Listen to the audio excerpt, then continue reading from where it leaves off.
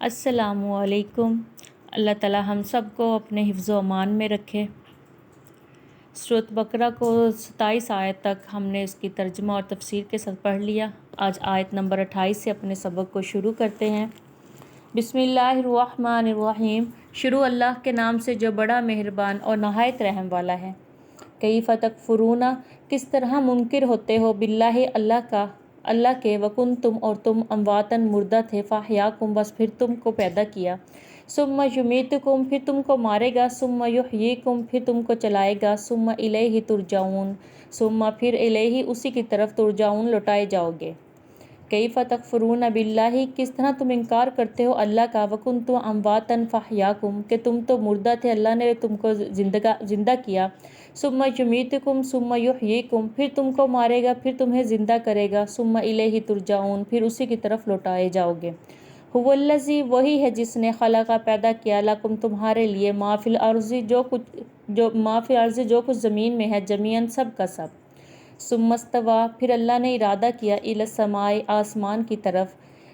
فسواہن پس اس کو ٹھیک کر دیا، سبع 7 سماوات آسمان، یا ان کو بنا دیا 7 آسمان، وہو اور وہ بکل ہر شیء چیز کے بارے میں علیم جاننے والا ہے۔ تو یہ ان آیت کے لفظی اور ترجمہ آپ کے سامنے آیا، لفظی اور بامحاورہ ترجمہ۔ اب اس کی تھوڑی سی تفسیر دیکھیں کہ پہلی آیت میں ان مخصوص نعمتوں کا ذکر ہے جو ہر انسان کی ذات اور نفس کے اندر موجود ہیں، کہ پہلے وہ بے جان ذرات کی صورت میں تھا، پھر اس میں اللہ تعالیٰ نے زندگی پیدا فرمائی۔ دوسری آیت میں ان تمام نعمتوں کا ذکر ہے جس سے انسان اور تمام مخلوقات فائدہ اٹھاتی ہے اور وہ انسان کی زندگی اور بقا کے لیے ضروری ہیں۔ ان میں پہلے زمین اور اس کی پیداوار کا ذکر کیا گیا جس سے انسان کا قریبی تعلق ہے، پھر آسمانوں کا ذکر کیا جن کے ساتھ زمین کی حیات اور پیداوار وابستہ ہے۔ اچھا، پھر اللہ تعالیٰ کیف تکفرون باللہ، آیت نمبر 28 کے پہلے جو لفظ ہیں، کیف تکفرون باللہ، کہ کیسے اللہ کا انکار کرتے ہو۔ ان لوگوں نے گرچہ بظاہر خدا کا انکار تو نہیں کیا، مگر رسول خدا کے انکار کو خدا ہی کا انکار قرار دے کر ایسا خطاب کیا گیا کہ اللہ تعالیٰ فرماتے ہیں کنتم امواتن فاحیاکم، کہ تم تو مردہ تھے، تمہیں پس میں نے زندہ کیا۔ اموات میت کی جمع ہے، مردہ اور بے جان چیز کو کہا جاتا ہے۔ مراد یہ ہے کہ انسان اپنی اصل حقیقت پر غور کرے تو معلوم ہوگا کہ اس کے وجود کی ابتدا وہ بے جان ذرات ہیں جو کچھ منجمد چیزوں کی شکل میں، کچھ بہنے والی چیزوں میں، کچھ غذاؤں کی صورت میں تمام دنیا میں پھیلے ہوئے تھے۔ اللہ تعالیٰ نے ان بے جان ذرات کو کہاں کہاں سے جمع فرمایا، پھر ان میں جان ڈالی، ان کو زندہ انسان بنایا، یہ اس کی ابتدا پیدائش کا ذکر ہے۔ پھر اللہ تعالیٰ ثم یمیتکم پھر تم کو مارے گا، ثم یحییکم پھر تم کو زندہ کرے گا، یعنی جس نے پہلی مرتبہ تمہارے بے جان ذرات کو جمع کر کے ان میں جان پیدا کی، وہ اس عالم میں تمہاری عمر کا مقررہ وقت پورا ہونے کے بعد تمہیں موت دے گا، پھر ایک عرصہ کے بعد قیامت میں اسی طرح تمہارے جسم کے بے جان اور منتشر ذرات کو جمع کر کے تمہیں زندہ کرے گا۔ اس طرح ایک موت یعنی بے جان ہونا تمہاری ابتدا میں تھا، پھر اللہ تعالیٰ نے تمہیں زندہ کیا۔ دوسری موت دنیا کی پوری عمر ہونے کے وقت اور دوسری زندگی قیامت کے روز ہوگی۔ ثم الیہ ترجعون پھر اسی کی طرف لوٹائے جاؤ گے، کہ اللہ تعالیٰ یہ اس آیت کے آخر میں فرماتے ہیں کہ یعنی پھر تم اسی ذات پاک کی طرف پھر جاؤ گے۔ اس سے مراد یہ جو روز محشر ہوگا اور قیامت کا وقت ہوگا وہ مراد ہے۔ پھر آگے آیت نمبر 29 کی تفسیر دیکھیں۔ اللہ وہ ہے جس نے پیدا کیا تمہیں، کہ اللہ تعالیٰ فرماتا ہے نا هو الذی خلق لکم ما فی الارض جمیعا، کہ وہی ہے جس نے پیدا کیا تمہارے واسطے جو کچھ زمین میں ہے، ثم استوی پھر ارادہ کیا الی السماء آسمان کی طرف، فسواہن 7 سماوات، کہ بس اس کو ٹھیک ٹھیک بنا دیے 7 آسمان، وہو بکل شیء علیم اور وہ ہر چیز کا جاننے والا ہے یا ہر چیز سے خبردار ہے اللہ تعالیٰ۔ اللہ وہ ہے جس نے پیدا کیا تمہارے لیے جو کچھ زمین میں ہے، سب کا سب۔ یہ اس نعمت عامہ کا ذکر ہے جس میں تمام انسان بلکہ حیوانات وغیرہ بھی شریک ہیں، اور ایک لفظ میں ان تمام نعمتوں کا جمال آ گیا جو دنیا میں کسی انسان کو حاصل ہوئی یا ہو سکتی ہیں، کیونکہ انسان کی جو غذا، لباس، مکان، دوا اور راحت کے کل سامان زمین ہی کی پیداوار ہیں۔ پھر اللہ تعالیٰ ثم استوی الی السماء فسواہن 7 سماوات وہو بکل شیء علیم، استوا کے لفظی معنی سیدھا ہونے کے ہیں، مراد یہ ہے کہ زمین کی پیدائش کے بعد اللہ تعالیٰ نے آسمانوں کی تخلیق کا قصد فرمایا جس میں کوئی حائل اور مانع نہ ہو سکے، یہاں تک کہ 7 آسمانوں کی تخلیق مکمل فرما دی، اور وہ ہر چیز کا جاننے والا ہے، اس لیے تخلیق کائنات اس کے لیے کوئی مشکل کام نہیں تھا۔ پھر اس کے اللہ تعالیٰ فرماتے ہیں وَإِذْ قَالَ رَبُّكَ، اور جب فرمایا آپ کے رب نے، لِلْمَلَائِكَةِ فرشتوں سے، انی بے شک میں جاعل بنانے والا ہوں، فی الارض زمین میں، خلیفہ ایک خلیفہ یا نائب، قالوا تو وہ کہنے لگے، یعنی اللہ تعالیٰ فرشتوں سے مخاطب تھے تو فرشتے کہنے لگے، اتجعل کیا آپ قائم کریں گے، فیہا اس میں، کہ کیا آپ قائم کریں گے ایسے انسانوں کو، من یفسد کہ جو فساد کریں گے، فیہا اس میں، ویسفک اور خون اور بہائیں گے، ویسفک الدماء اور بہائیں گے خون، ونحن اور ہم تو نسبح آپ کی تسبیح کرتے ہیں، بحمدک اور آپ کی تعریف کرتے ہیں، ونقدس لک اور آپ کی پاک ذات کے لیے۔ قال اللہ تعالیٰ نے فرمایا، انی بے شک میں، اعلم میں جانتا ہوں، ما لا تعلمون جو تم نہیں جانتے۔ تو اچھا، اللہ تعالیٰ نے جب تخلیق آدم اور دنیا میں اس کی خلافت قائم کرنے کا ارادہ کیا تو فرشتوں نے بظاہر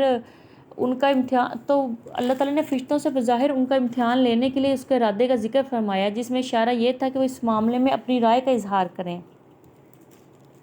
کہ اللہ تعالیٰ نے ان کے سامنے ذکر کیا کہ یہ اپنی رائے کا اظہار کریں، جس میں اشارہ یہ تھا کہ اس معاملے میں اپنی رائے کا اظہار کریں۔ فرشتوں نے رائے یہ پیش کی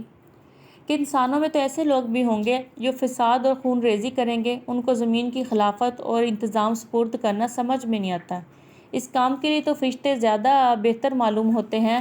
کہ نیکی ان کی فطرت ہے اور برائی کا عمل بھی ان سے ممکن نہیں، وہ مکمل اطاعت گزار ہیں، دنیا کے انتظامات بھی وہ درست کر سکیں گے۔ اللہ تعالیٰ نے ان کی رائے کے غلط ہونے کا اظہار اول ایک حاکمانہ طرز سے دیا کہ خلافت ارضی کی حقیقت اور اس کی ضروریات سے تم واقف نہیں، اس کو میں ہی مکمل طور پر جانتا ہوں۔ اچھا، یہاں یہ بات غور طلب ہے کہ اللہ تعالیٰ کا فرشتوں کے مجلس میں اس واقعے کا اظہار کس حیثیت سے تھا؟ کیا ان سے مشورہ لینا مقصود تھا، یا محض ان کو اطلاع دینا پیش نظر تھا، یا فرشتوں کی زبان سے ان کی رائے کا اظہار کرانا اس کا منشا تھا؟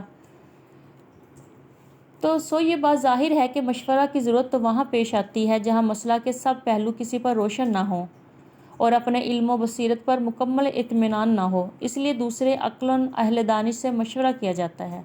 یا ایسی صورت میں جہاں حقوق دوسروں کے بھی مساوی ہوں تو ان کی رائے لینے کے لیے مشورہ ہوتا ہے، جیسے دنیا کی عام کونسلوں میں رائج ہے، اور یہ ظاہر ہے کہ دونوں صورتیں نہیں ہو سکتی، کیونکہ اللہ تعالیٰ سبحانہ تعالیٰ تو خالق کائنات ہے، ذرہ ذرہ کا علم رکھتے ہیں، اور ظاہر و باطن اور ہر چیز ان کے علم و بصر کے سامنے برابر ہے، ان کو کیا ضرورت کہ کسی سے مشورہ لیں؟ بات یہی ہے کہ در حقیقت یہاں مشورہ لینا مقصود نہیں اور نہ اس کی ضرورت ہے، مگر صورت مشورہ کی بنائی گئی جس میں مخلوق کو سنت مشورہ کی تعلیم کا فائدہ ہو سکتا ہے، جیسے رسول کریم صلی اللہ علیہ وسلم کو صحابہ کرام سے مشورہ لینے کی ہدایت قرآن میں فرمائی گئی۔ حالانکہ آپ تو صاحب وحی ہیں، تمام معاملات اور ان کے تمام پہلو آپ کو بذریعہ وحی بتلائے جا سکتے تھے، مگر آپ کے ذریعے مشورہ کی سنت جاری کرنے کا اور امت کو سکھانے کے لیے آپ کو بھی مشورے کی تاکید فرمائی گئی۔ ویسے بھی کہا جاتا ہے کہ مشورہ لینا سنت ہے، تو غرض فرشتوں کی مجلس میں اس واقعے کے اظہار سے ایک فائدہ تو تعلیم مشورہ کا حاصل ہوا،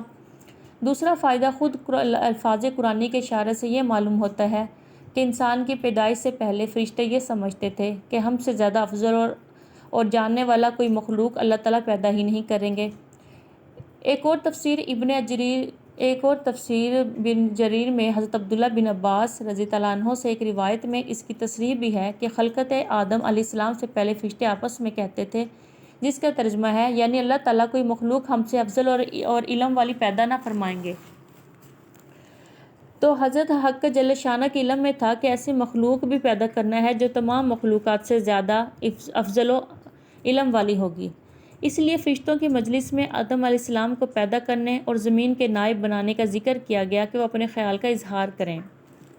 چنانچہ فرشتوں نے اپنے علم و بصیرت کے مطابق نیاز و مندی کے ساتھ رائے کا اظہار کیا کہ جس مخلوق کو آپ خلیفہ زمین بنا رہے ہیں اس میں تو شر و فساد کا مادہ بھی ہے، وہ دوسروں کی اصلاح اور زمین میں امن و امان کا انتظام کیسے کر سکتا ہے جبکہ وہ خود خون ریزی کا بھی مرتکب ہوگا۔ اس کے بجائے آپ کے فرشتوں میں شر و فساد کا کوئی مادہ نہیں، وہ خطاؤں سے معصوم ہیں اور ہر وقت آپ کی تسبیح و تقدیس اور عبادت و اطاعت میں لگے ہوتے ہیں۔ وہ بظاہر اس خدمت کو اچھی طرح انجام دے سکتے ہیں۔ یہ سب فرشتے اللہ تعالیٰ سے فرما رہے ہیں کہ ہم میں تو نہ کوئی ایسی کوئی خطا ہے اور نہ ہی ہم تو کوئی فساد برپا کرنے والے ہیں، بلکہ ہم تو ان سے بہتر آپ کی اطاعت و فرمانبرداری کر سکتے ہیں۔ غرض اس سے معاذ اللہ تعالیٰ کے فعل پر کوئی اعتراض نہیں تھا کہ اللہ کے کام پر وہ کوئی اعتراض نہیں کرتے، کیونکہ فرشتے ایسے خیالات و حالات سے معصوم ہیں، بلکہ مقصد محض دریافت کرنا تھا کہ ایک ایسی معصوم جماعت کے موجود ہوتے ہوئے دوسری غیر معصوم مخلوق پیدا کر کے یہ کام اس کے حوالے کرنا اور اس کو ترجیح دینا کس حکمت پر مبنی ہے۔ چنانچہ اس کے جواب میں پہلے تو حق تعالیٰ نے اجمالی طور پر یہ فرمایا، انی اعلم ما لا تعلمون، یعنی تم خلافت الہی کی حقیقت اور اس کے لوازم سے واقف نہیں، اس لیے یہ سمجھ رہے ہو کہ ایک معصوم مخلوق ہی اس کو انجام دے سکتی ہے۔ اس کی پوری حقیقت کو ہم ہی جانتے ہیں۔ اللہ تعالیٰ فرماتے ہیں کہ اس کی پوری حقیقت کو ہم ہی جانتے ہیں۔ تو آج کا ہمارا جو سبق تھا وہ ختم ہوا۔ انشاءاللہ اگلی آیت 31 سے ہم اپنے اگلا سبق شروع کریں گے۔ اللہ تعالیٰ ہم سب کا حامی و ناصر، اللہ تعالیٰ ہم سب کو اس پر عمل کرنے کی، سمجھنے کی توفیق عطا فرمائے۔ اللہ حافظ۔